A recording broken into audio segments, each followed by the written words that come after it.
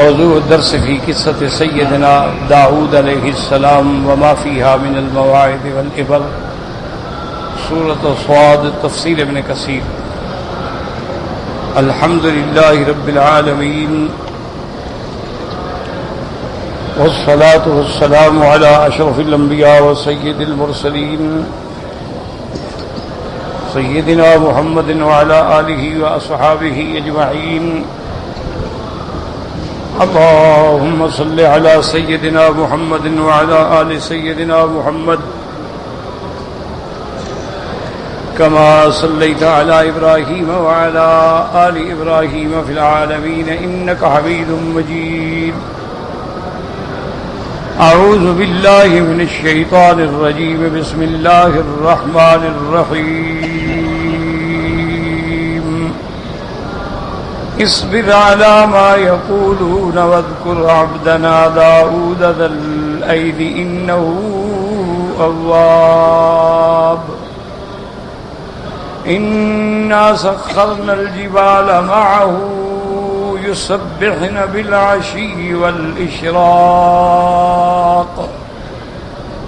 والطير محشورة كل له أواب. وشددنا ملكه وآتيناه الحكمة وفصل الخطاب.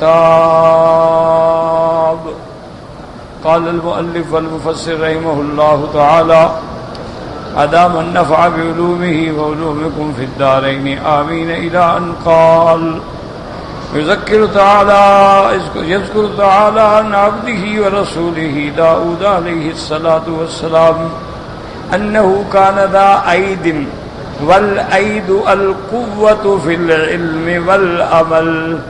اب مفسر رحمت اللہ علیہ ان آیات کی تشریح فرماتے ہیں کہ اللہ پاک نے ان آیات میں ذکر فرمایا ہے اپنے عبد، اپنے پیغمبر، اپنے رسول سیدنا داؤد علیہ السلام کا،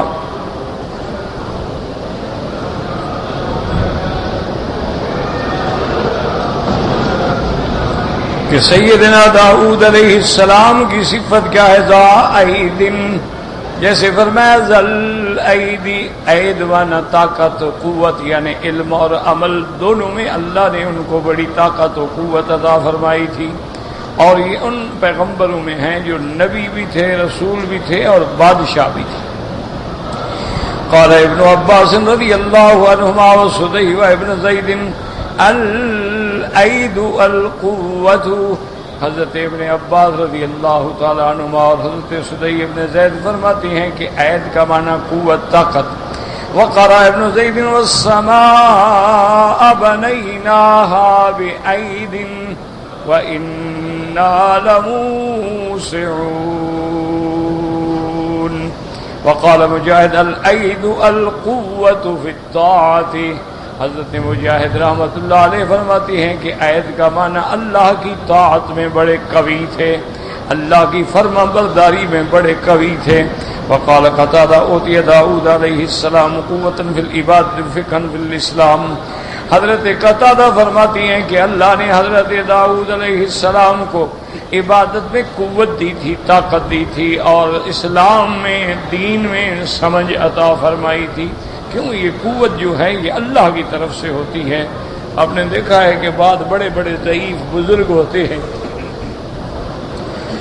ماشاءاللہ اللہ نے ان کو اپنے دین کی، اپنی طاعت کی، عبادت کی اتنی قوت عطا فرمائی ہے کہ ساری ساری رات رمضان میں کھڑے ہیں، قرآن پڑھ رہے ہیں اور بالکل کوئی تھکان نہیں. نوجوان 20 رکعت تراویح بھی نہیں پڑھ سکتے، اور مسجدیں ڈھونڈتے ہیں جہاں امام تیز پڑھنے والا ہو اور جلدی جان چھوٹ جائے، گھنٹے کے اندر ساری نماز بھی ہو جائے، تراویح بھی ہو جائے، وتر بھی ہو جائے، سب کچھ ہو جائے. لیکن ہم نے خود اپنی آنکھوں سے دیکھا تھا حضرت بن نوری رحمۃ اللہ علیہ کو کہ وہ مسجد میں باقاعدہ تراویح سنتے، اور ان کی مسجد میں ماشاءاللہ ہمیشہ تراویح پڑھانے والے بھی قاری ہوتے تھے، یعنی کہ عام حافظ ہوں. تراویح ختم کرنے کے بعد پھر حضرت اپنا دار الحدیث میں تشریف لے جاتے ہیں، اور وہاں ان کے تلامذہ میں، شاگردوں میں سے خاص قاری تھے پڑھنے والے، پھر ان سے کھڑے ہو کے 10 پارے روز کی منزل سنتے. یعنی آپ تراویح پڑھنے کے بعد پھر کھڑے ہیں اور بڑھاپا ہے مسئلہ. اسی طرح حضرت قاری فتح محمد صاحب کو دیکھیں، یعنی اور بڑے بڑے اللہ والے دیکھیں تو یہ اللہ طاقت دیتے ہیں، یہ بندے کے بس میں نہیں ہے. ایک آدمی جو ہے وہ یعنی روزانہ قرآن کا ایک پارہ بھی نہیں پڑھ سکتا. ہماری اپنی مسجد میں ہمارا ہمسایہ تھا تو وہ بیچارہ کسائی کا کام کرتا تھا، لیکن رمضان شریف میں روزانہ قرآن کا ختم، روزانہ مسجد میں بیٹھا ہے قرآن شروع کرے گا شام رات کو ختم. یعنی روز 30 پارے منزل پڑھ لینا وہ آسان بات تو نہیں ہے، اللہ تبارک و تعالیٰ توفیق عطا فرما دے. اسی طرح مولانا الیاس صاحب تھے جن کے بھائی حضرت مولانا ادریس انصاری رحمۃ اللہ علیہ، اب تو خیر دونوں بھائی فوت ہو گئے. یہاں رہتے تھے، بالکل بڑھاپا تھا اور بالکل کمزور اور نحیف آدمی تھے. مجھے کسی نے کہا، ہم ان کو محبت سے پیار سے ادب سے دادا کہتے، انہوں نے کہا کہ دادا روز قرآن ختم کرتے. میں نے کہا یار کون حضرت چل نہیں سکتے، بیٹھ نہیں سکتے، اٹھ نہیں سکتے، قرآن ختم کرتے. ایک دن میں نے ان کے ساتھ رات گزاری، ساری رات بیٹھے رہے جب تک قرآن ختم. انہوں نے کہا مکی صاحب مجھے نیند ہی نہیں آتی، اللہ نے ڈیوٹی لگا دی ہے، جب قرآن ختم ہوگا مجھے نیند آئے گی، اس سے پہلے مجھے نیند نہیں آتی، میں کیا کروں. تو یہ اللہ کی طرف سے طاقت ہے. بعض لوگ 2 رکعت پڑھنے کی طاقت بھی نہیں رکھتے، نوجوان ہیں، شباب ہیں، اور جناب کئی مہینے ان کو طواف نصیب نہیں ہوتا. اور کتنے بوڑھے ہیں، لاچار ہیں، مریض ہیں، جب دیکھو طواف میں ہیں. اسی طرح آپ دیکھ لیں کہتے ہیں صبح کی نماز میں، عشاء میں، ابھی آپ دیکھ لیں مغرب میں، عشاء میں دیکھ لیں، صف اول میں سب بوڑھے ہیں، سارے ریٹائر. نوجوان آپ کو انشاءاللہ 1% بھی نہیں ملے گا. وہ فلم پہ بیٹھے ہیں، ٹی وی پہ بیٹھے ہیں، ڈش پہ بیٹھے ہیں. یہ اللہ کی مرضی ہے. دیکھیں نا جی، اللہ آپ میرے ساتھ راضی ہوں گے تو میں بات کروں گا، اگر میں ناراض ہوں گا میرا دل نہیں چاہے گا میں آپ سے بات کروں.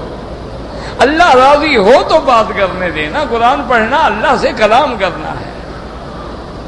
اللہ راضی ہوگا تو اپنی کلام کا شرف نصیب فرمائے گا. حضور پاک کی حدیث جو ہے گویا حضور سے کلام ہے، تو حضور کی اطاعت اور محبت کا جذبہ دل میں ہوگا تو آپ حدیث شریف کا مطالعہ کریں گے، حدیث پڑھیں گے. یعنی وہ بھی تو علماء گزرے ہیں نا جنہیں 80 جلد کتاب لکھی ہے، 80 جلد، اتنی بڑی ایک جلد ہے. یعنی آج آپ کے مولوی وہ پڑھ ہی نہیں سکتے وہ جو لکھ کے.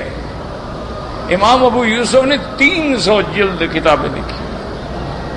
آج کوئی مولوی ہے جو 300 جلد کا صرف مطالعہ کر لے؟ یہ اللہ کی طرف سے ہے. بس دعا کریں کہ اللہ، اسی لیے حضور کی دعا ہے، یاد رکھیں کہ رب اعنی علی ذکرک و شکرک و حسن عبادتک. یا اللہ میری مدد فرما تیری یاد میں، تیرے ذکر میں، تیری عبادت میں، تیرے شکر میں، مجھے توفیق دے، مجھے طاقت دے. رب اعنی علی ذکرک و شکرک و حسن عبادتک. ہمیشہ حضور صلی اللہ علیہ وسلم یہ دعا مانگے. تو سیدنا داؤد کو اللہ نے خاص قوت دی تھی کہ یا روزہ ہے، یا ذکر ہے، یا عبادت ہے، یا حکومت ہے. اس لیے فرماتے ہیں کہ اللہ نے ان کو اسلام اور دین کی بھی بڑی سمجھ دی. وَقَدْ ذُكِرَ لَنَا أَنَّهُ عَلَيْهِ الصَّلَاةُ وَالسَّلَامُ كَانَ يَقُومُ ثُلُثَ اللَّيْلِ وَيَصُومُ نِصْفَ الدَّهْرِ. حضرت داؤد علیہ السلام جو ہیں رات کا 1/3 حصہ، پورا 1/3 جو ہے جاگتے تھے، عبادت کرتے تھے، نوافل پڑھتے تھے، اور نصف سال روزہ رکھتے تھے. نصف سال کیا مانا؟ یعنی یصوم یومن و یفطر یومن، ایک دن روزہ ایک دن افطار، تو آدھا سال ہو گیا. یعنی متواتر 6 مہینے روزے رکھنا. اچھا ہمارے عادی تو یہ رمضان کے مہینے جو ہے نا یہ بھی مشکل سے گزارتے ہیں، اور روز ایک دوسرے سے پوچھیں یار چاند کب ہو رہا ہے؟ اس دفعہ مہینہ 29 کا ہے یا 30؟ ابھی رمضان شروع نہیں ہوا، ابھی تحقیق کر رہے ہیں کہ مہینہ 29 کا ہے یا 30 کا ہے، کہ ایک روزہ زیادہ تو نہیں رکھنا پڑے گا. انا للہ و انا الیہ راجعون. ہم نے اپنے والد صاحب کو دیکھا تھا بچپن میں جب ہم چھوٹے تھے، گرمی کے دن، اور پھر ہمارے دیہاتوں کی گرمی، نہ پنکھا نہ بجلی، شدید گرمی. صبح کی نماز سے لے کر 12 بجے تک سبق پڑھاتے. 12 بجے 1 گھنٹے کے لیے آرام فرماتے، ظہر کی نماز کے بعد اپنے مال مویشی جانور گائے بکریاں لے کے چرانے کے لیے چلے جاتے۔ مغرب سے کوئی گھنٹہ ایک واپس پہلے آتے، مال اپنے باڑے میں کھڑے، مسجد میں آئے، پھر وہ پانی شربت وغیرہ کا انتظام کیا، روزے داروں کو تقسیم کیا۔ اسی میں روزہ بھی ہے، شدید گرمی ہے، بس کپڑا بھگویا اور سر پہ ڈال لیا اور جنگل میں بیٹھے۔ کون کرتا؟ کہہ دینا تو بڑا آسان ہے نا جی، صوفے پہ بیٹھ کے ٹیلی ویژن کے سامنے بیٹھ کے تقریریں کرنا بڑا آسان، بہت آسان۔ موضوع پہلے آ جاتا ہے، بندہ تیاری کر لیتا ہے کہ مجھ سے کیا سوال ہوگا، میں نے کیا جواب دینا ہے، کون سی مشکل بات ہے۔ علم کا معنی تو یہ ہوتا ہے نا کہ اس سے اسی وقت ایک نیا سوال پوچھو، مجال ہے کہ تھوک نکل سکے۔ اس کو اپنے نام کا بھی ترجمہ نہیں آتا، اس سے پوچھو کہ جناب کا نام کیا ہے، وہ کہے گا فلاں کا، حضرت اس کا ترجمہ کیا ہے، چلو رات ایک کال کر کے پوچھ رہے ہیں۔ وہ تو ایک سوالات ہوتے ہیں، ٹی وی والوں نے بھی روزی کمانی ہے، مولوی بھی کرائے پہ ملتے ہیں، ان کو بھی ہر جلسے کا پیسہ ملتا ہے، ان کو لکھے ہوئے سوال آ جاتے ہیں، جی ہم یہ سوال کریں گے، آپ ذرا ذہناً تیار ہو کے آ جائیں۔ وہ اپنے لکھ کے ذہنی طور پر تیار ہو کے آ جائیں۔ وہ سوال کرتے کہ ان لوگوں نے کہا یار بڑا پڑھا لکھا آدمی ہے ماشاءاللہ، جناب ایسی ایسی باتیں کر رہا تھا، ماشاءاللہ کمال ہو گیا جی، اتنا مطالعہ ہے مولوی صاحب کا جی ماشاءاللہ۔ بس اللہ سے دعا، علم تو وہ تھا نا جو محنتوں سے پڑھایا گیا، چٹائیوں پہ بیٹھ کے پڑھایا گیا۔ کوئی کمرہ نہیں ہے جی، کمرہ کوئی نہیں۔ ہم جب پڑھتے تھے روٹی کھاتے تھے، اتنا بڑا تھال ہوتا تھا، ساگ آ گیا اسی میں ڈال دیا، دال آ گئی اسی میں ڈال دی، اور جناب کوئی ٹنڈے آ گئے اسی میں ڈال دیا، کوئی کدو پکا ہوا آ گیا اسی میں ڈال دیا، کوئی سالن آ گیا اسی میں۔ اس میں کوئی 200 قسم کا کھانا ہوتا تھا، 200 گھر سے جو بھیک مانگی ہوئی تھی، گھروں سے روٹی لاتے تھے نا مانگ کے۔ مطبخ تھوڑے ہوتے تھے کہ مطبخ میں روٹی پکتی تھی اور میس ہوتا تھا اور مینو ہوتے تھے طلباء کے۔ ایک ایک طالب کے ذمہ تھا ان 4 گھروں سے تم روٹی لاؤ، اس سے وہ لائے گا، اس سے وہ لائے گا، ساری روٹی اکٹھی کر کے شام کو ایک ہی لگن میں ڈال دیتے، سب کٹے بیٹھ کے کھا۔ لیکن اللہ کا شکر ہے کہ اس وقت کی پڑھی ہوئی حدیث نہیں بھولی آج تک، جو ہم نے ایئر کنڈیشن میں بیٹھ کے پڑھی ہے نا الحمدللہ، کل پڑھی آج بھول گئے، وہ ہمیں اب بھی یاد ہے۔ اللہ کا شکر ہے کہ اس حال میں اتنے بڑے بڑے مچھر تھے جہاں ہم پڑھتے تھے، اتنے بڑے مچھر، یعنی وہ طالب العلم کو نمرود سمجھ کے لڑتے تھے۔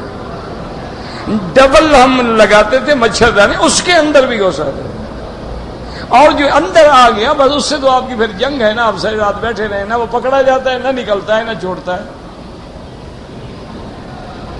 یہ عالم ہوتا تھا جناب، میلوں تک سارا گندا پانی اور کلر اور شور کی زمینیں تھیں، مچھر ہی پیدا ہونے تھے اور کیا ہونا تھا۔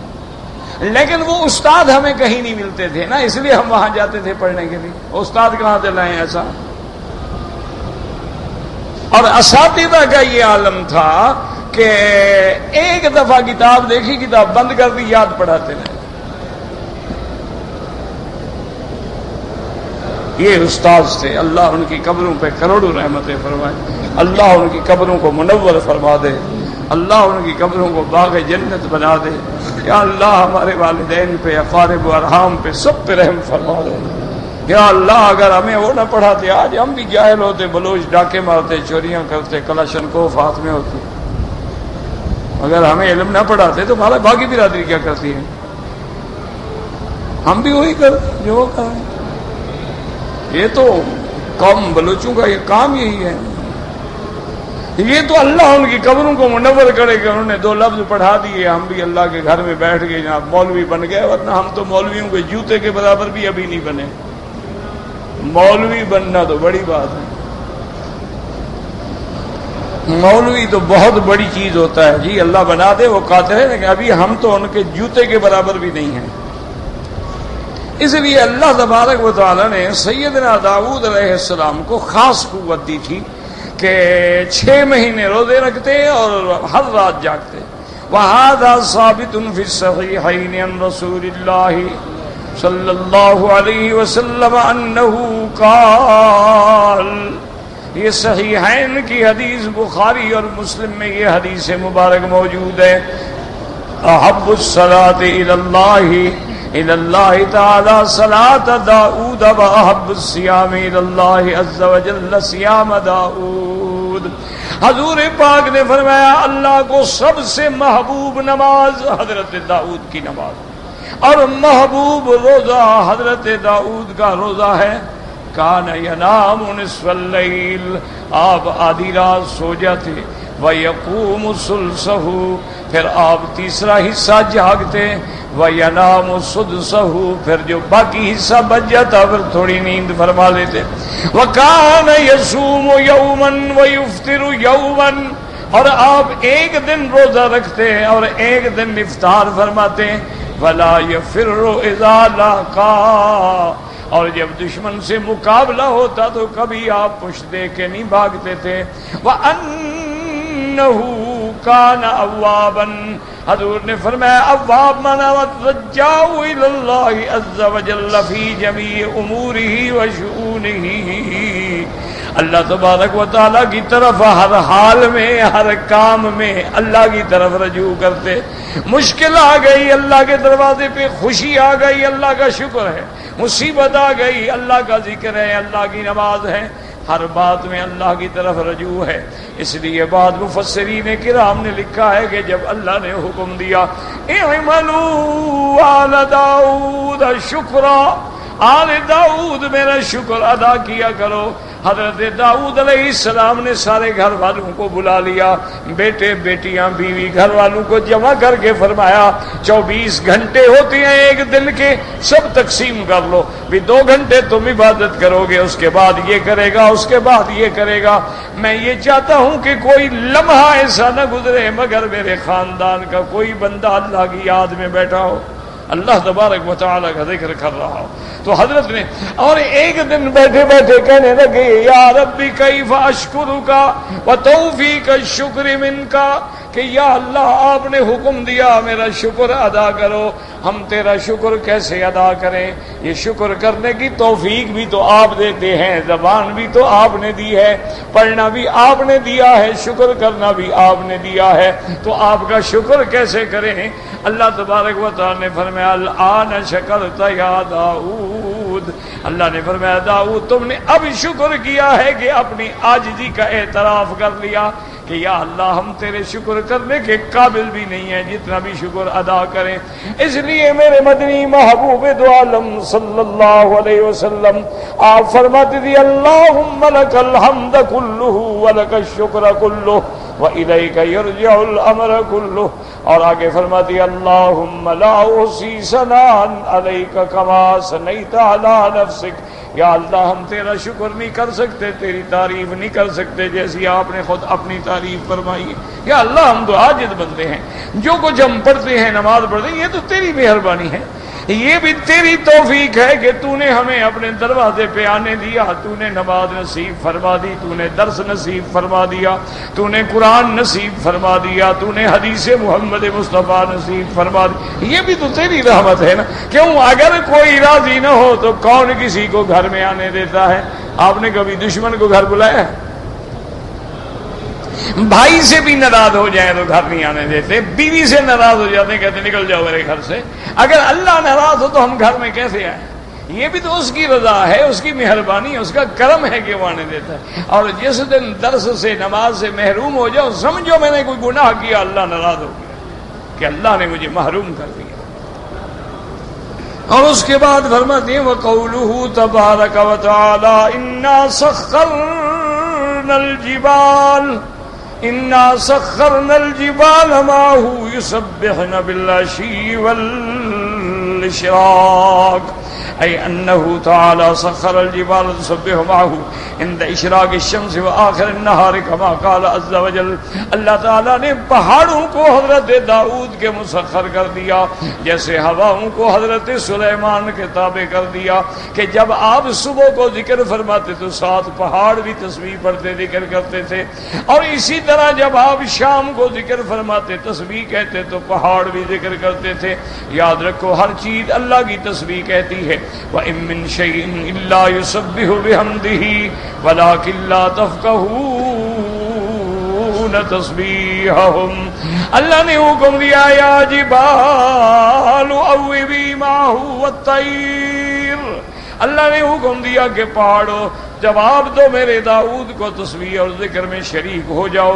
وَكَذَلِكَ كَانَ الطَّيْرُ كَانَ الطَّيْرُ تُسَبِّحُ بِتَسْبِيحِهِ وَتَرْجِعُ بِتَرْجِيعِهِ إِذَا مَرَّ بِهِ الطَّيْرُ وَهُوَ سَابِحٌ فِي الْهَوَاءِ فَسَمِعَهُ وَهُوَ يَتَرَنَّمُ بِقِرَاءَةِ الزَّبُورِ لَا يَسْتَطِيعُ الذِّهَابَ بَلْ يَقِفُ فِي الْهَوَاءِ. اسی طرح اللہ تبارک و تعالیٰ نے پرندوں کو تابع کر دیا. پرندے بھی وہ تسبیح کہتے جو آپ تسبیح فرماتے تھے، پرندے بھی اسی کلمات کو لوٹاتے جو آپ کہتے تھے، اور آپ پر جب وہ پرندے گزرتے تھے وہ سابح فی الہوا، پرندے ہوا میں اڑ رہے ہیں. فسمعه، اور پرندوں نے سنا. وهو يترنم بقراءة الزبور، آپ بڑے ترنم سے بڑے خوش الہانی سے جب زبور پڑھتے تھے. لا يستطيع الذهاب، پرندوں کو بھی یہ طاقت نہیں تھی کہ اڑ کے چلے جائیں. بل يقف في الهواء، وہ کھڑے ہو جاتے. ويسبح معه وتجيبه الجبال الشامخات ترجع معه وتسبح تبعا له. یعنی پرندے صفیں بنا کے کھڑے ہو جاتے، آپ کے تسبیح کے ساتھ شریک ہوتے، اور جب آپ تسبیح کہتے تو پہاڑ بھی جواب دیتے. یہ معجزہ تھا حضرت سیدنا داؤد علیہ السلام کا. اللہ تبارک و تعالیٰ چاہے تو پہاڑوں کو تابع فرما دیں، اللہ چاہے تو ہواؤں کو تابع فرما دیں، اللہ تبارک و تعالیٰ چاہے تو آگ کو غلام بنا دیں. اب حضرت سلیمان کے تابع ہوا ہے، حضرت داؤد کے تابع پہاڑ ہیں اور لوہا ہے. اسی طرح سیدنا ابراہیم الخلیل علیہ السلام جب توحید کے لیے آگ میں ڈالے گئے تو اللہ نے آگ کو تابع کر دیا. حکم دیا قلنا یا نار کونی بردن وسلاما علی ابراہیم. اللہ نے حکم دیا کہ آگ ٹھنڈی ہو جا، اور ٹھنڈی بھی ایسی معتدل کہ ابراہیم علیہ السلام کو کسی قسم کی ذرا برابر بھی تکلیف نہ ہو. تو یہ اللہ تبارک و تعالیٰ کی شان ہے، وہ جس کو جو چاہے جب چاہے عطا فرما دے.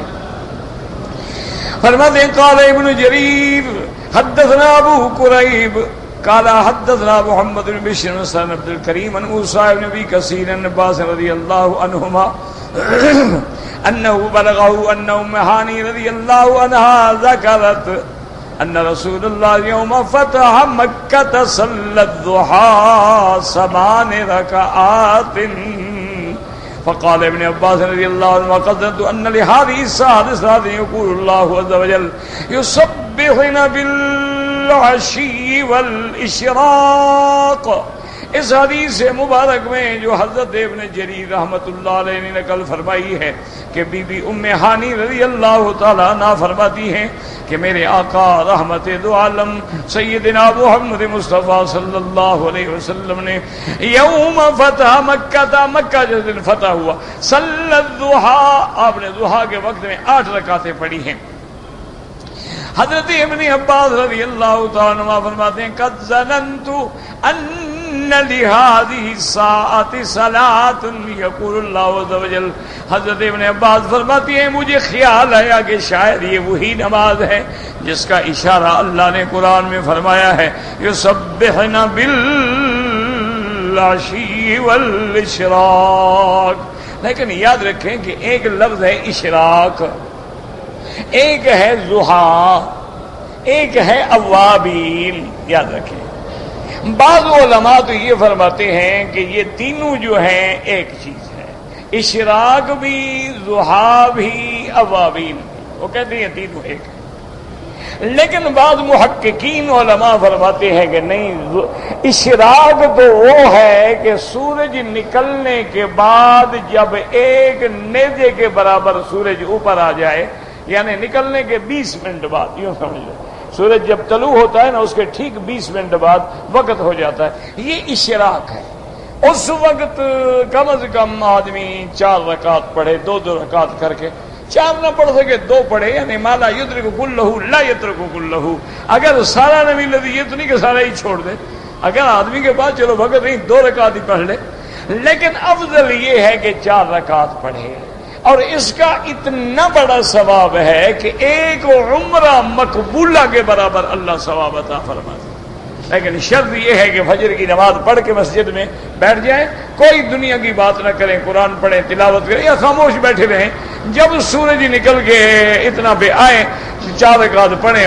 اور ایک حدیث میں آتا ہے جس شخص نے صبح یہ 4 رکعت پڑھ لی سارا دن وہ اللہ کی حفاظت میں آ جاتا ہے،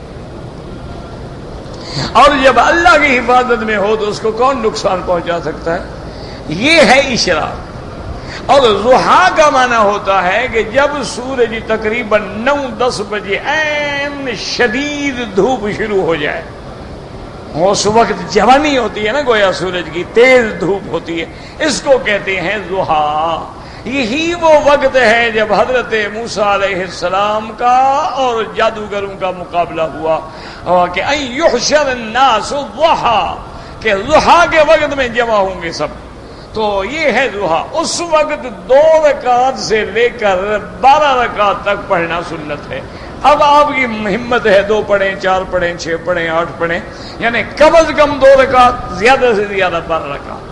اسی طرح اوابین وہ ہوتے ہیں جو مغرب کی نماز کے بعد 6 رکعت، یعنی 2 رکعت 2 رکعت 2 رکعت 2 رکعت پڑھے جائیں، اس کو کہتے ہیں اوابین۔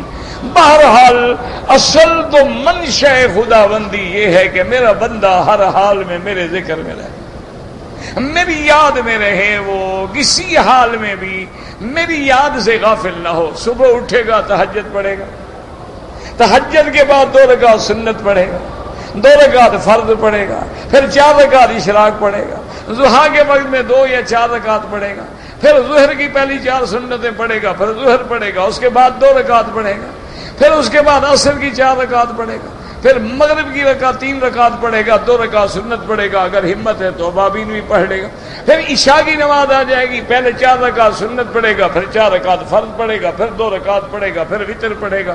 تو ہر حال میں کسی حال میں بھی بندہ اللہ تعالی کی یاد سے غافل نہ ہو، یعنی اس کے ذکر میں لگا رہے۔ اور جب تم اللہ کے ذکر میں لگ جاتے ہو تو یہ کام اللہ خود کر دیتے ہیں۔ یہ نہ سوچا کرو کہ ہم تو نماز ہی پڑھتے رہیں گے نا،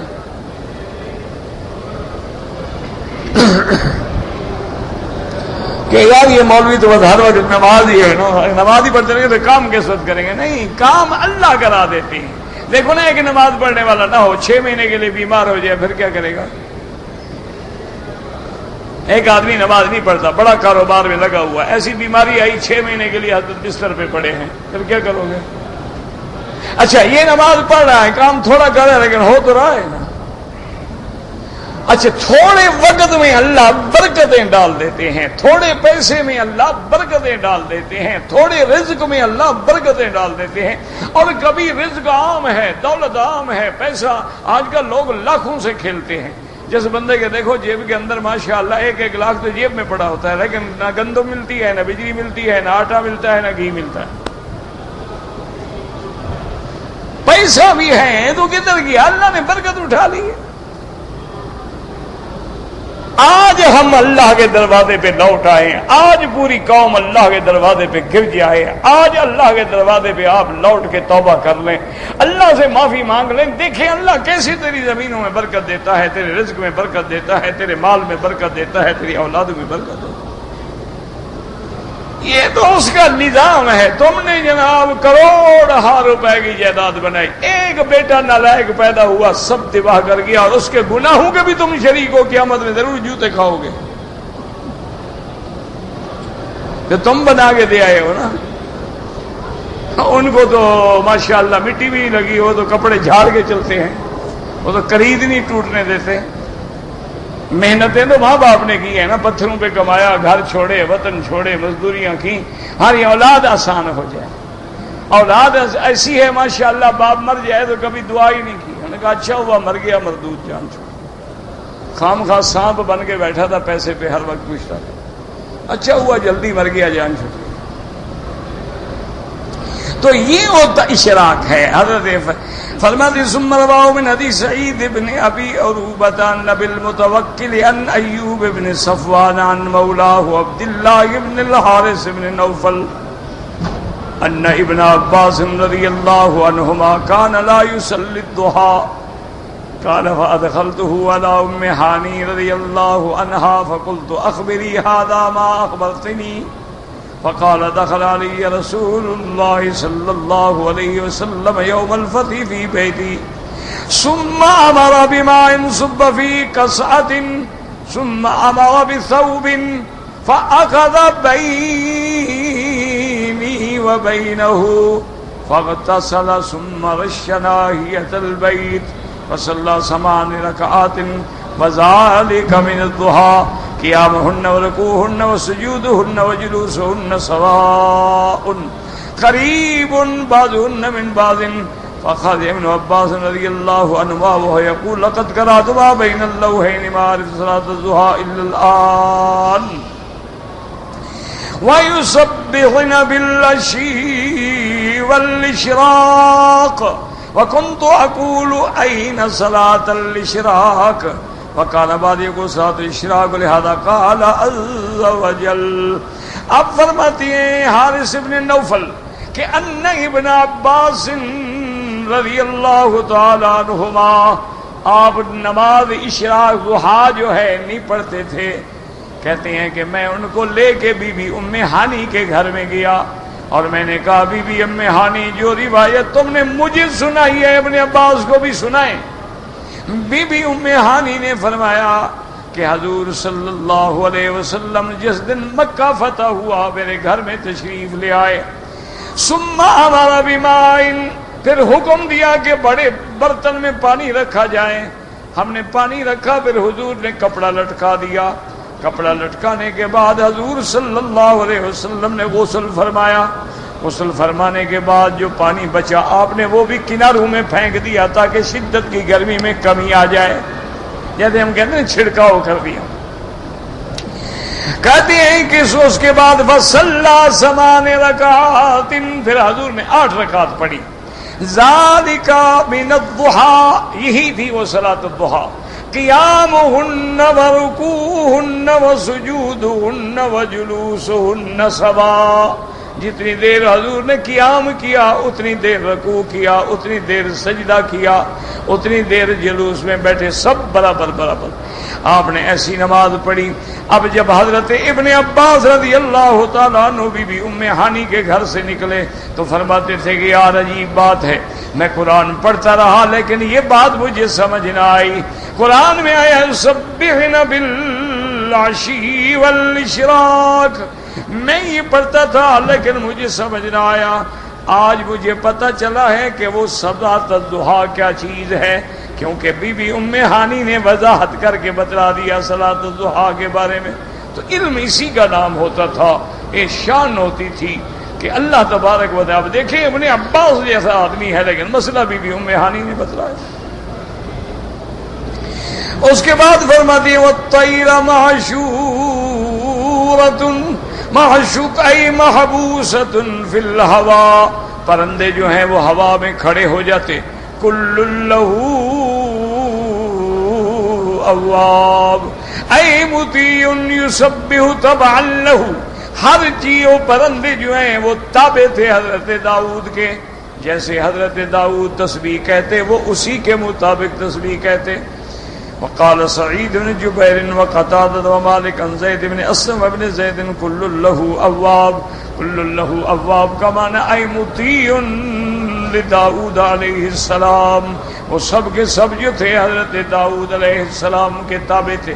تو اسی لیے علماء فرماتے ہیں کہ جماعت کی دعا میں بھی بڑی برکت ہوتی ہے، اور جماعت کا مل کے بیٹھنا جو ہے اس میں بھی بڑی برکت ہوتی ہے۔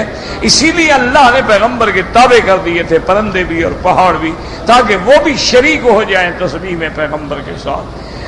فرمایا وَشَدَدْنَا مُلْكَهُ وَآتَيْنَاهُ الْحِكْمَةَ وَفَصْلَ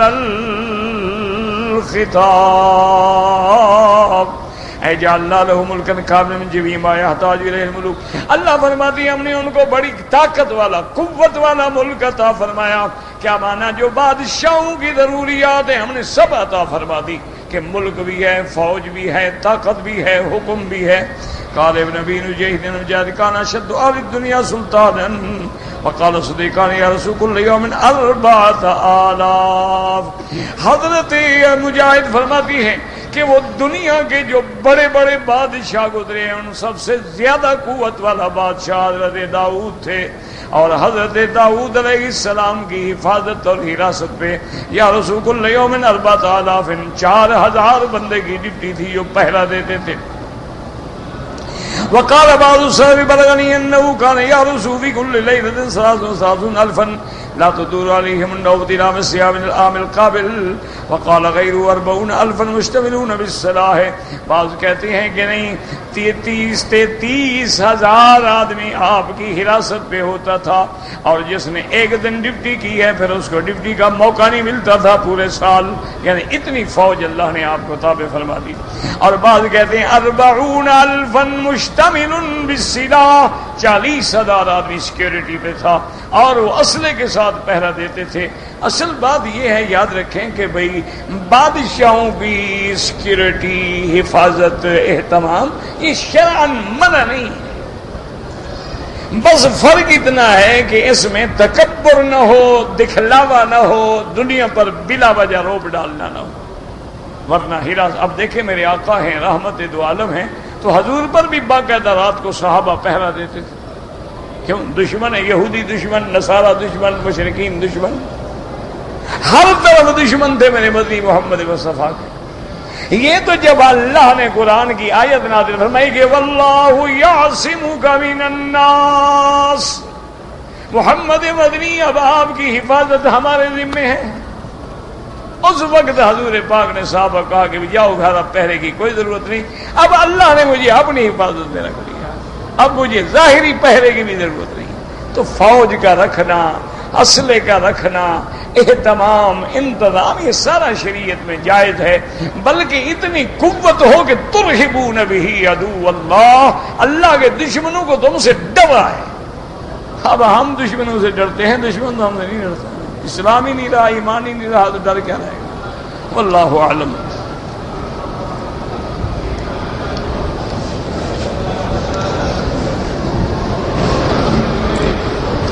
کہتے جی کہ اگر ہم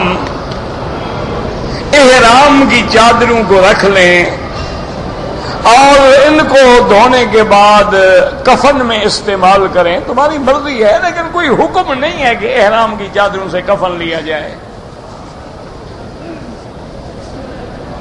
کیونکہ اگر احرام کی چادروں سے کفن لینے میں کوئی فائدہ، کوئی حکمت ہوتی نا، تو یاد رکھو سب سے زیادہ دین پر حریص جو ہیں وہ صحابہ رسول اللہ، ان سے زیادہ نہ دین پہ کوئی ہے، نہ محبت میں کوئی ہے، نہ اتباع میں کوئی ہے، نہ عشق محمد میں کوئی آگے۔ لیکن صحابہ نے کبھی اہتمام نہیں کیا کہ بھئی احرام کی چادر رکھ لو، اس کو کفن پہنایا جائے گا، لیکن اگر کوئی رکھ لے، منع بھی نہیں ہے، منع بھی نہیں ہے، تمہاری چادریں ہیں، کفن کے کام لگاؤ، ویسے استعمال کرو، گھر میں استعمال کرو، کسی کو ہدیتاً دے دو، کوئی اور آدمی عمرہ کرے، یہ تمہاری چیز ہے، تمہارا ملک ہے، اس میں کوئی فرق نہیں پڑتا۔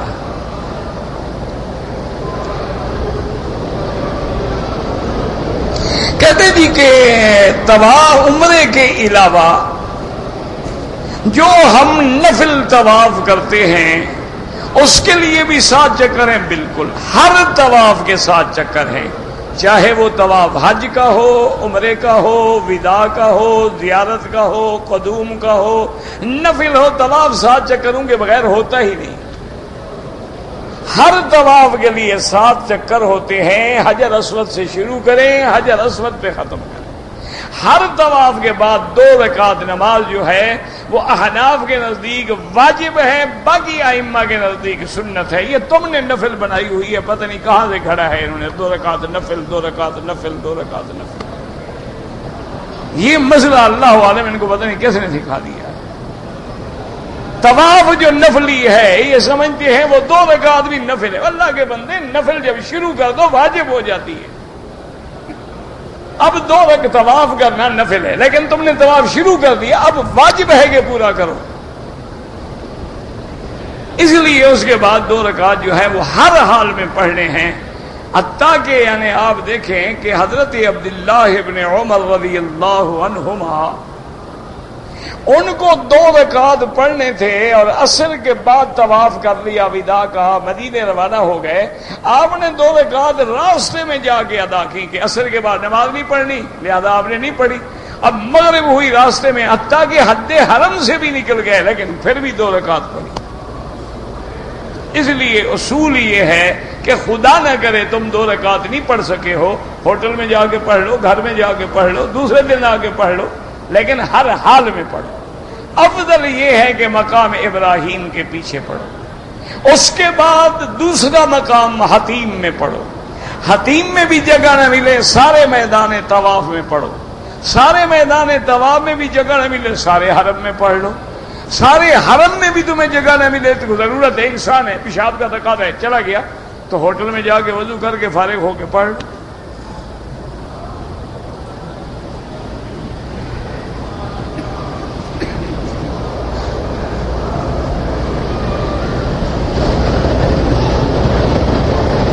کہتے جی کہ میں جب انفرادی طور پر اکیلے میں نماز پڑھتا ہوں تو میں کوشش کرتا ہوں کہ میں لفظ جو ہیں وہ صحیح ادا کروں، لیکن دل میں خیال آتا ہے کہ شاید لوگ میری نماز کو دیکھ رہے ہیں اور سن رہے ہیں اور شاید میری تعریف کر رہے ہیں۔ نہیں، یہ بات نہیں، یہ ریا شیا نہیں ہے۔ ریا کا منع یہ ہوتا ہے کہ نماز بندہ اللہ کے لیے نہ پڑھے، لوگوں کے دکھانے کے لیے پڑھے۔ کیا معنی؟ مثلا نہ اپنے گھر میں ہے، نہ تہجد ہے، نہ فجر کی نماز ہے، اگر جناب کوئی طالب آ گیا، کوئی مرید آ گیا تو کہا ذرا ٹھہرے میں ذرا 2 رکعت پڑھ لوں، کھڑے ہو گئے جناب آدھا گھنٹہ، نے کہا استاد یار بڑی عبادت کرتا ہے، یہ ریا، یہ دکھانے کے لیے۔ اسی طرح بعض علماء کہتے ہیں کہ جیسے آدمی نماز پڑھا رہا ہے، اب رکوع میں جا رہا ہے، اس کو خیال ہے کہ میری مسجد کا جو متولی ہے، جو تنخواہ دیتا ہے، وہ ابھی آ رہا ہے اور تھوڑی دیر ہو جائے گی، اب رکوع لمبا کر رہا ہے کہ اس کو رکعت مل جائے، یہ ریا ہے کہ اب نماز تم اس کے لیے لمبی کر رہے ہو۔ باقی دل میں تمہارے خیال آتے ہیں، ان کو چھوڑے، دل کے خیال اللہ نے معاف کیے ہیں، بلا وجہ وہم میں نہ پڑھو، اور کوشش کرو کہ نماز کے حروف کو صحیح معنی میں ادا کرو۔ یہ نہیں ہے کہ آپ تسبیح کہہ رہے ہیں، آپ کو پتہ ہی نہیں کہ میں نے کیا کہا ہے سجدے میں، تو ایک ایک لفظ ادا ہو، سبحان ربی الاعلیٰ، ایک ایک لفظ پہ غور ہو کہ میں نے کیا کہا ہے، سبحان ربی العظیم، ایک ایک لفظ پہ غور ہو، التحیات للہ والصلوات والطیبات والسلام علیک ایھا النبی ورحمۃ اللہ وبرکاتہ، ایک ایک لفظ پہ غور کریں تاکہ کوئی لفظ رہ بھی نہ جائے، اور کوئی لفظ یہ جلدی سے سبحان اللہ سبحان اللہ، یہ تو کوئی تسبیح نہیں ہوتی، یہ تو ناجائز ہے، گناہ ہے۔ آپ سمجھتے ہیں نماز پڑھی ہم نے، الٹا گناہ گار ہے۔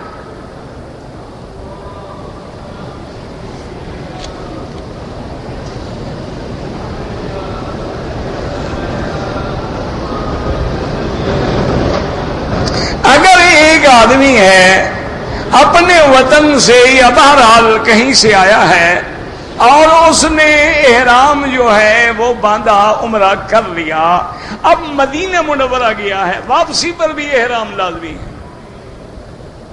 جیسے اپنے ملک سے آئے ہو اور راستے میں میقات ہے، اسی طرح مدینے کا بھی میقات ہے۔ مدینے کے میقات ذل حلیفہ سے احرام باندھ کے آئے، اور پھر تمہاری خوش نصیبی ہوگی، تیرے وطن والے میقات سے تو حضور نے کبھی احرام نہیں باندھا، لیکن مدینے سے تو میرے مدنی محبوب نے احرام باندھا۔ اس سے بڑی نصیب کیا ہوگا کہ تم اسی جگہ احرام باندھو۔ یہ بالکل عمرہ نہ چھوڑا کرو، آج کل مشکل یہ ہو گئی ہے، ہمارے نوجوان جو ہے نا جی، وہ دین کا ہر مسئلہ ایسا بتاتے ہیں کہ لوگ دین سے ہٹتے جائیں۔ بھائی ظہر کی 4 رکعت یار 4 رکعت کی کیا ضرورت ہے، 2 رکعت ہی کافی ہے۔ جب 2 رکعت بھی اگر یار 2 رکعت سنت ہی ہے نا، نہ پڑھی تو کیا ہو گیا، یعنی چھوٹتا جائے، یار 20 کی کیا ضرورت ہے، 8 پڑھ لو بس گزارا ہو گیا۔ اللہ کے بندو، جتنا اللہ نے فرمایا کہ رمضان المبارک کا جو ہے دن جو ہے روزے کے لیے ہے اور رات جو ہے قیام کے لیے ہے، اور فرمایا من صام رمضان ایمانا واحتسابا غفر له ومن قام رمضان ایمانا واحتسابا۔ تو اب جتنی رات کو آپ لمبا قیام کریں گے اتنی زیادہ ثواب کے حقدار ہوں، اتنی زیادہ اتباع سنت محمد مصطفیٰ نصیب ہوگی۔ آپ تو بلکہ 20 کے بعد بیٹھیں، قرآن پڑھیں، تلاوت کریں، یہ تو مہینہ اللہ عالم اگلے سال نصیب بھی ہوگا کہ نہیں ہوگا۔ یہ تو شہر رمضان، شہر رحمان، شہر قرآن ہے، اس میں کوشش کریں آپ کے زیادہ سے زیادہ قرآن کی تلاوت کریں، زیادہ سے زیادہ نماز میں حاضر رہیں، باقاعدگی سے تراویح پڑھیں، باقاعدگی سے تہجد پڑھیں۔ یہ نہیں کہ جی ہم نے 20 رکعت تراویح پڑھ لی اب تہجد کی کیا ضرورت ہے۔ تہجد الگ چیز ہے اور تراویح الگ چیز ہے۔ تراویح مسجد میں پڑھی جاتی ہے، تہجد گھر میں پڑھی جاتی ہے۔ تراویح 2 رکعت کر کے پڑھی جاتی ہے اور تہجد 4 رکعت کر کے پڑھی جاتی ہے۔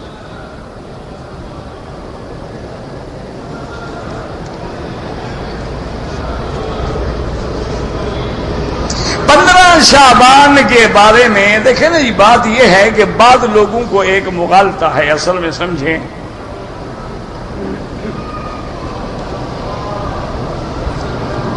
اِنَّا أَنزَلْنَاهُ فِي لَيْلَةٍ مُبَارَكَةٍ إِنَّا كُنَّا مُنذِرِينَ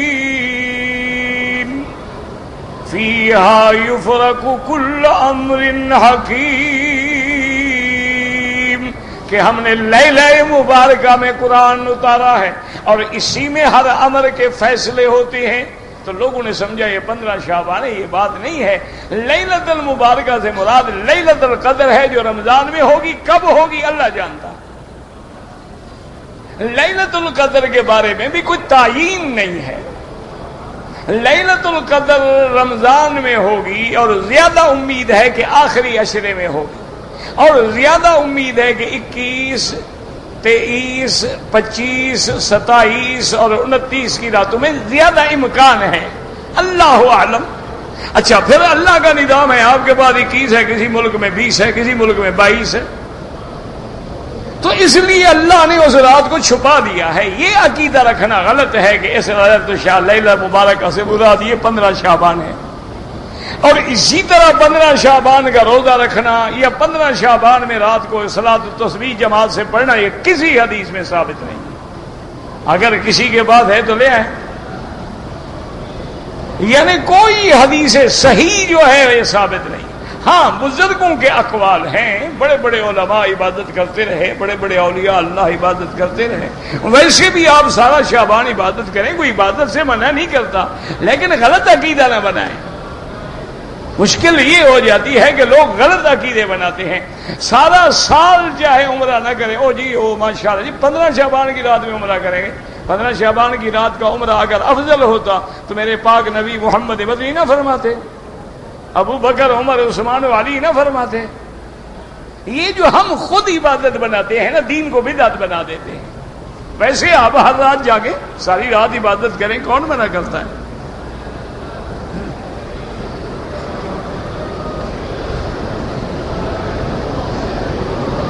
کہتے جی کہ شہدائے احد کی قبروں میں سے کسی صحابی کی قبر کھل گئی تھی۔ ہاں بالکل، حضرت جابر کے والد شہید ہوئے۔ وہ فرماتے ہیں میری تمنا تھی کہ میں اپنے والد کو جنت البقیع کے قبرستان میں دفن کروں، لیکن وہاں دفن ہو گئے۔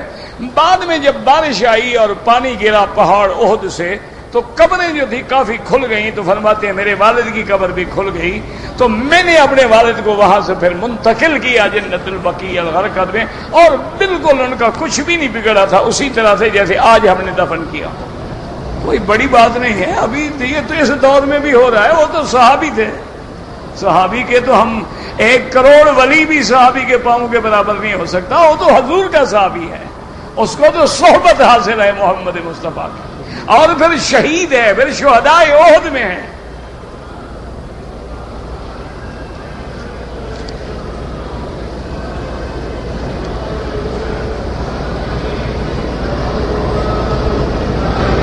کہتے جی کہ میری بیوی نے بال نہیں کاٹے تھے، ابھی وہ یعنی احرام میں تھی تو میں نے بوسہ لے لیا۔ بہرحال آپ نے غلطی کی، بال کاٹنا ضروری تھا، جب تک عورت احرام سے نہ نکلے اس وقت تک میاں بیوی کا بوسہ لینا یا شہوت انگیز باتیں کرنا حرام ہے۔ آپ 2-4 ریال خیرات کر لیں، اور بال ابھی بھی کاٹے ہیں کہ ابھی بھی نہیں کاٹے، ابھی اسی بوسے کے فکر میں ہو تم۔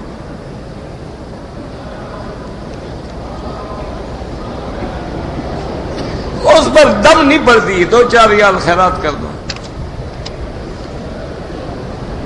اگر چپل گم ہو جائے، کچرے میں باہر پڑی ہو، اٹھا لیں، لیکن اپنی چپل محفوظ رکھا کرو۔ دیکھو بھائی، حکمران ہو یا کوئی ہو، کعبے میں آنا یا دروازہ کھلنا اس سے کچھ نہیں ہوتا ہے۔ ابو جہل کہاں رہتا تھا؟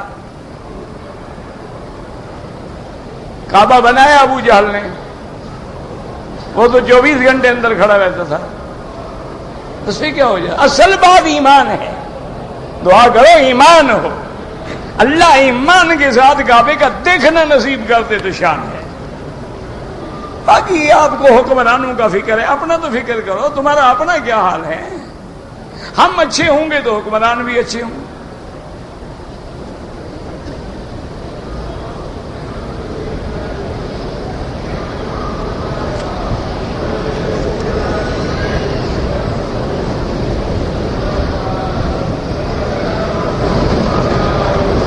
اگر آپ احرام کی حالت میں آئے اور ہوٹل میں پہنچے اور آپ تھکے ہوئے تھے اور آپ آ کے لیٹ گئے، آپ نے اپنے اوپر کمبل ڈال لیا، کوئی بات نہیں، کوئی مسئلہ نہیں۔ یہ تو کہیں شریعت میں نہیں لکھا ہوا ہے کہ احرام کی حالت میں کمبل نہ ڈالو۔ احرام کی حالت میں سر پہ کپڑا نہ ڈالو، باقی آدمی سارے بدن پہ کمبل ڈال لیتا ہے، سردی ہے کوئی مسئلہ نہیں۔ اگر خدا نخواستہ سردی اتنی ہو گئی کہ جان کا خطرہ ہے، سر پہ بھی ڈال لے۔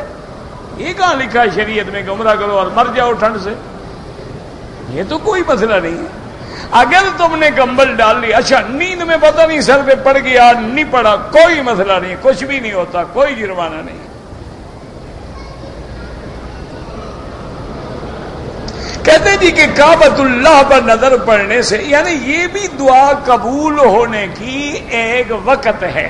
مثلاً حجر اسود کے سامنے دعا کریں، ملتزم پہ دعا کریں، حتیم میں کھڑے ہو کے دعا کریں، مقام ابراہیم کے پیچھے دعا کریں، صفا پہ کھڑے ہو کے دعا کریں، مروہ پہ کھڑے ہو کے دعا کریں، صفا مروہ کے درمیان میں دوڑتے ہوئے دعا کریں، یہ مقام ہے قبولیت کے۔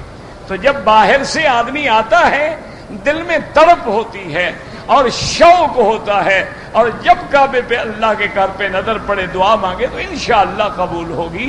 اور جب بھی باہر سے آئے دیکھے گا پہلی نظر ہے، یہ تھوڑا ہے کہ بس ایک دفعہ دیکھ لیا تو ختم۔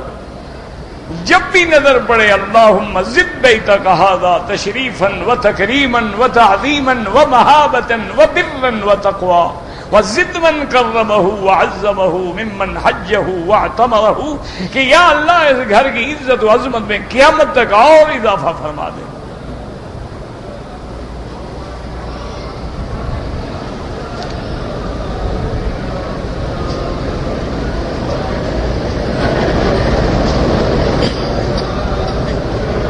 اگر ایک آدمی نے عمرے کا احرام باندھا ہوا تھا، اللہ کے کعبے میں طواف کیا، پہلا چکر گزر گیا، پھر یاد آیا کہ میں نے کندھا نہیں نکالا، پھر نکال لیا، کوئی بات نہیں۔ سنت یہ ہے کہ پہلے 3 چکروں میں کندھا نکالا جائے اور رمل کے انداز میں چلے۔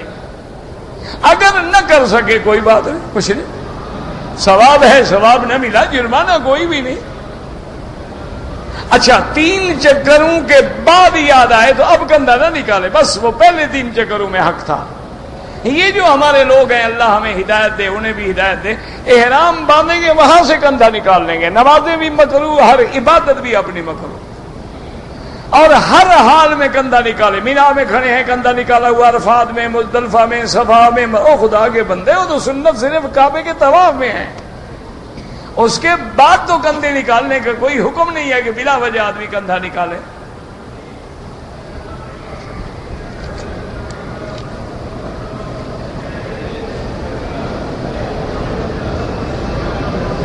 حضرت علی کی روایت ہے کہ رات کو عبادت کرو, دن کو روزہ رکھو. اس کا معنی کہاں ہے, کسی حدیث میں ہے, کس قول میں ہے کہ روزانہ روزہ رکھو؟ وہ تو معنی یہ تھا کہ رات کو عبادت کیا کرو, دن کو روزے رکھا کرو. یہ معنی تھوڑے کہ روز رکھو. روز کے روزے سے تو حضور نے منع کیا ہے کہ روزانہ آدمی زیادہ سے زیادہ اگر اللہ طاقت دے تو پھر داؤد علیہ السلام والا روزہ رکھے, ایک دن روزہ اور ایک دن افطار. ورنہ افضل یہ ہوتا ہے کہ 13, 14, 15 3 دن روزے رکھو مہینے میں. ہر جمعرات اور ہر سوموار کا دن جو ہے روزہ رکھو. 5 روزے آپ کے یہ ہو گئے, ایک مہینہ آپ کا رمضان کا ہو گیا, 6 روزے آپ کے شوال کے ہو گئے بس. تو اور رات کو آپ نے عشاء کی نماز پڑھی, پھر تہجد پڑھ لی, گویا رات کو آپ نے عبادت کی. یہ معنی نہیں ہوتا ہے کہ آدمی رات کو سوئے نہ اور دن میں روزہ رکھے, یہ معنی نہیں ہے. حوالے نفس کا علیہ کا حق, حضور نے فرمایا تیرے نفس کا بھی تجھ پہ حق ہے. اپنے بدن کو بھی راحت دو, عبادت بھی کرو, نماز بھی پڑھو, گھر والوں کا بھی حق ادا کرو. اسی طرح وہ مشہور واقعہ ہے نا کہ ایک عورت نے سیدنا امیر المؤمنین حضرت عمر کی خدمت میں آ گئی بیچاری شکایت کرنے کے لیے, اور اس نے کہا کہ یا امیر المؤمنین ان زوجی یصوم النہار و یقوم اللیل, میرا خامن جو ہے دن میں روزہ رکھتا ہے, رات کو نماز پڑھتا ہے, تہجد پڑھتا ہے. حضرت عمر نے فرمایا نعم الرجل, ماشاءاللہ بڑی خوش قسمت ہے تو, تیرا خامن تو بڑا اللہ کا ولی ہوا. وہ بیچاری ہٹ گئی. ایک روایت میں ہے کہ حضرت ابن عباس, ایک میں ہے ابی ابن کعب, انہوں نے کہا امیر المومنین وہ شکایت کر رہے ہیں. نہیں شکایت کیا, وہ تعریف کر رہی تھی کہ بیچارہ دن میں روزے رکھتا ہے, رات کو نمازیں. انہوں نے کہا حضرت شکایت کر رہی تھی کہ حضرت صوفی ہو گئے ہیں, دن میں روزے ہیں, رات کو تہجد ہے, میرے حق کون ادا کرے گا؟ تو پھر بیوی کو چھٹی کریں. اور فرمایا میں نے سمجھا نہیں, اب تم ان کا فیصلہ کر دو. تو یہ بھی شریعت نہیں کہتی ہے کہ تم جناب صوفی بن جاؤ اور دن میں روزے ہیں اور رات کو عبادت ہے. بیوی بیچاری اس کے حقوق کون ادا کرے, بچوں کے حقوق کون ادا کرے, اور رات کے حقوق کون ادا کرے, ہمسائے کے حقوق کون ادا کرے, رشتہ داروں کے حقوق کون. حضور نے فرمایا والے نفس کا علیہ کا حق کون, والے آئے نہیں کا علیہ, تیری آنکھوں کا بھی تجھ پہ حق ہے, تیرے بدن کا بھی تجھ پہ حق ہے. والے اہل کا علیہ کا حق کون, تیرے گھر والوں کا بھی تجھ پہ حق ہے, تیرے بعد ملنے والے جو آتے ہیں ان کا بھی حق ہے. تو ہر کا حق ادا کرو. آتے کل ذی حق حق کا ہو. اسلام یہ نہیں کہتا کہ بس ایک چیز کو پکڑ لو اور 10 چیزیں چھوڑ دو. اللہ ہمیں اور آپ کو صحیح طریقے پہ چلنے کی توفیق دے. اللہم صلی علی سیدنا محمد وعلی آل سیدنا محمد کما صلیت علی ابراہیم وعلی آل ابراہیم فی العالمین انک حمید مجید. اللہم انت ربی لا الہ الا انت الاحد الصمد الفرد الذی لم یلد ولم یولد ولم یکن لہ کفوا احد. اللہم انت ربی لا الہ الا انت الحنان المنان بدیع السماوات والارض یا ذا الجلال والاکرام. اللهم اجعل لنا وللمسلمين من كل هم فرجا ومن كل ضيق مخرجا ومن كل بلاء عافيا. یا الہ العالمین, عالم اسلام کی عزت و غلبے کا فیصلہ فرما دے. یا اللہ کفار یہود مصریین کی ذلت کا فیصلہ فرما. یا اللہ مسلمان فلسطین میں ہیں, کشمیر میں ہیں, عراق میں ہیں, عرب میں ہیں, عجم میں ہیں, ان کی جان مال آبرو عزت کی حفاظت فرما. یا اللہ بلاد اسلامیہ کی حفاظت فرما. یا اللہ اس بلد الامین کو قیامت تک ہر فتنے سے محفوظ فرما. یا اللہ پاکستان پہ رحم فرما. یا اللہ پاکستان پہ رحم فرما. یا اللہ واقعی ہم نے گستاخی کی ہے, تیرے قرآن کو چھوڑا ہے, تیرے نبی کے فرمان کو چھوڑا ہے. یا اللہ ہم نے تیرے دین سے منہ موڑا ہے, لیکن معاف فرما دے, رحم کے فیصلے فرما دے, رحم کے فیصلے فرما دے, غلطیاں معاف فرما دے, غلطیاں معاف فرما دے. یا اللہ تجھے تو معاف کرنا بڑا پسند ہے, انک عفو کریم تحب العفو فاعف عنا. اللہم انا نسألک العفو والعافیۃ المعافاۃ الدائمۃ فی الدین والدنیا والآخرہ. اللہم اجعل خیر ایامنا آخرہا. اللہم انصر الاسلام والمسلمین. اللہم احفظ سائر بلاد المسلمین وهذا البلد الامین فاجعلها آمنا مطمئنا سخاء رخاء الى یوم الدین برحمتک یا ارحم الراحمین.